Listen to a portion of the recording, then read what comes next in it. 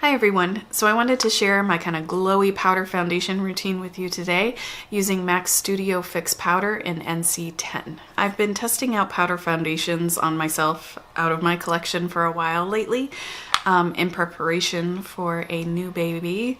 Baby number 3 is due in about a week, so I've been trying to find kind of a foundation routine that wouldn't involve like washing tools ahead of time, that I could do quickly, that could give me some coverage if I wanted, and that just would be fast and that I'd be happy with. So now I wouldn't do like this whole full face situation necessarily if I'm like massively sleep deprived, but sometimes, you know, with baby number 2 I got back in the swing of wearing makeup pretty fast. Baby number 1 was a different story because that was like such a life upheaval that took a little while to recover from. But I just want an option that isn't a liquid. So that's why I started kind of testing out my powder foundations again to see what I could really get good coverage from, what I could make look kind of glowy, what would wear well throughout the day and wouldn't start like cracking and crumbling or looking like kind of greasy and heavy. My skin type right now is quite dry, almost everywhere except for a little bit of oil on my nose and chin. When I'm not pregnant, my skin tends to be quite a bit oilier. So I'm hoping that this will translate well because I can just kind of dial down my skincare a little bit, not use as much setting spray, whatever. This has an option of it being either matte or very glowy, which is convenient. And this does wear well for me throughout the day. It doesn't settle into my lines much. It doesn't settle into my pores or kind of enhance how my pores look throughout the day, enhance like how that kind of looser skin around my face looks, that kind of thing. For shade reference, this is a MAC product and it's in NC10, which is a little bit dark for me. I'm a little bit more in that NC5 range. The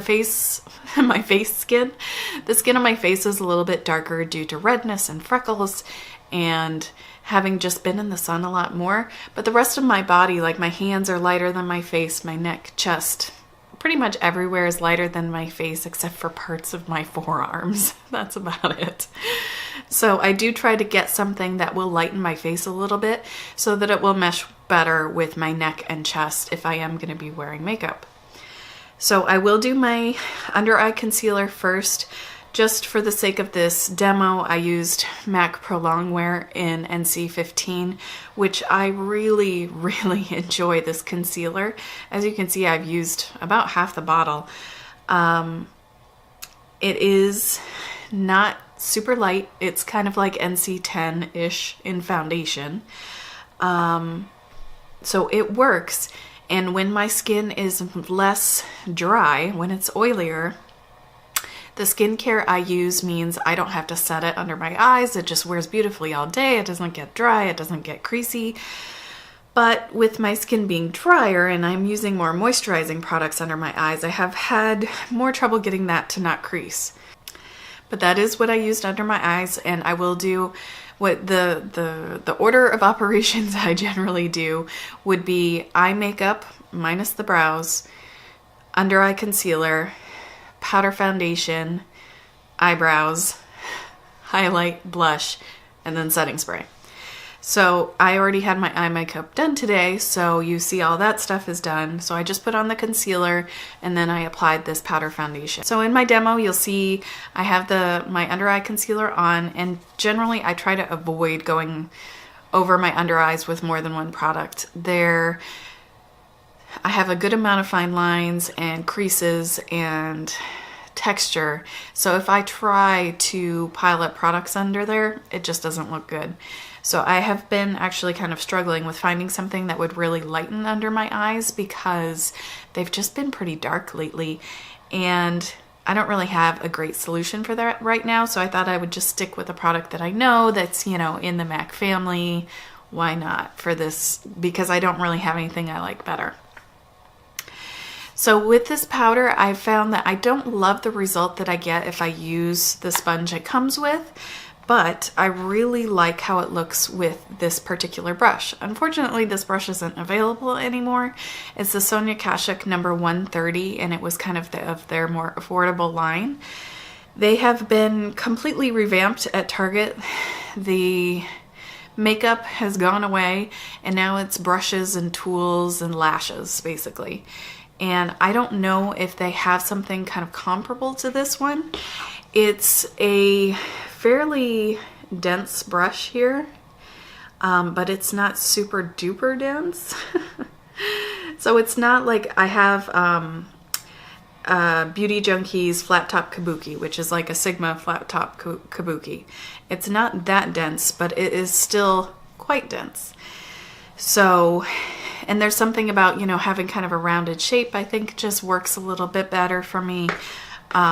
I really like the amount of product it gets on my face quickly, and you can see from once I've done half to the other side, I get kind of light medium coverage out of this. I'm not looking for full coverage because my face, just the skin on my face has a hard enough time wearing medium coverage, let alone full coverage. It would just look so heavy and cakey unless it was some miracle product. So I don't ever want to build up that much coverage. Plus, if I wanted to cover my freckles, it would have to be some really intense coverage, and I just don't want to cover my freckles. So that's the coverage situation. And so I feel like it applies really fast with that brush, and I feel like the kind of matte look it gives is really nice. It doesn't look chalky and powdery. It just looks matte, but pretty. So then I go in with highlight, and today I'm using the Pixi Aspynovard collaboration in London Lustre, the glowy powder. So this is very, very similar to Becca's Shimmering Skin Perfector pressed in Moonstone. And I actually got rid of Moonstone just because I felt like this looked a tiny bit better on my kind of fine line area. And the color is almost exactly the same. And I also applied a blush. I used the Physicians Formula Butter Blush, and this is in Plum Rose. So this is, you know, it doesn't have a ton of color to it. I am trying to cover redness in my cheeks and around my nose and whatnot, so I don't need a ton of blush because I do still have some of that redness peeking through. And this kind of gives me a little bit because my redness is not constant. A lot of it is just from flushing. So that means sometimes throughout the day, my skin might be completely without anything, so any redness. So I do like to have some blush on just so that I don't look super ghostly in those times when my face isn't flushing much. So that gives me a pretty, and I also put the highlight on my nose, obviously. That gives me a kind of a glowy look without it being an overall glow, so you could definitely stop there. But I like right now to have a very nice sheen, and since my skin is quite dry, this will actually kind of eventually translate back into almost a matte look everywhere that I don't have highlight. But for at least several hours, when I put my setting spray, the Too Faced Hangover 3-in-1 Replenishing Primer and Setting Spray on, I use a very generous amount, obviously. That really kind of adds a lot of glow to my skin, and I feel like it's really not obvious that this is a powder foundation, and it makes it look very sheeny. So I really enjoy the look that it gives me, and it will, you know, like I said, throughout the day it might get a little bit more matte looking as my face kind of just dries and absorbs any of that oil in the dry areas. But if I wanted to, I could just freshen it up again with the setting spray. Though I will say it can start kind of doing funny things to your eyeshadow if you apply that setting spray more than once a day. So I can wear this powder foundation for me, the amount of time I usually have my makeup on is between 12 and 15 hours a day. And while I don't expect that everything is going to stay perfectly the same 12 to 15 hours a day, I do want, if it's going to break down, that it just kind of wears away but doesn't get cakey and patchy looking. which is the big thing that really bugs me, because it's like, I don't mind if it disappears, but when it starts looking like really bad, that bugs me. And this I find wears nicely.